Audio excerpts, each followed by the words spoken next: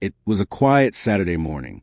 My wife, Sarah, was planting flowers in our front yard, and I was inside making coffee. Out of nowhere, a black SUV pulled up. Out stepped two men dressed in dark uniforms with HOA enforcement patches on their sleeves. But here's the thing. Our neighborhood doesn't even have an HOA. They strutted up the driveway like they owned the place, barking orders about new community regulations and threatening fines if Sarah didn't move her garden. She politely told them they had the wrong house, but instead of leaving, things escalated. One of them, puffing out his chest, got right in her face. I was about to step outside when I heard the sound that froze my blood, a sharp slap. My wife had been struck across the face by one of the so-called HOA cops. The other laughed like it was a joke. That was the last straw. They didn't know me. They didn't know I had spent 12 years as a Navy SEAL, trained to handle far worse than two bullies playing dress-up. I walked out calmly, coffee mug still in my hand, and asked one simple question. Did you just put your hands on my wife? The men smirked, acting tough, and one of them shoved me in the chest.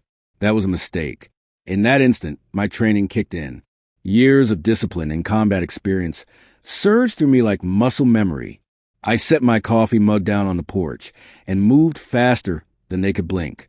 The first man lunged, but I grabbed his wrist, twisted, and dropped him face first onto the driveway. His partner tried to swing, but one clean elbow strike to his jaw sent him stumbling. Both men were on the ground within seconds, clutching their faces, groaning in pain. As I held them down, I noticed something strange about their uniforms. Cheap patches, fake badges, and belts that looked like they came from a costume store. My suspicion was right.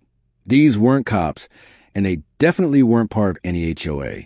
They were scammers, going door to door, intimidating homeowners, and demanding cash fines. Sarah quickly called the real police, and when officers arrived, the truth was fully exposed. The men had a history of impersonating law enforcement to extort money. But this time, they picked the wrong house. As the real cops loaded them into the back of the cruiser, one of the fake enforcers glanced at me with a mix of fear and humiliation. He had learned a lesson he'd never forget. Never put your hands on an innocent woman, and never underestimate the quiet man next door. You never know what he's capable of. My wife, though shaken, stood tall beside me.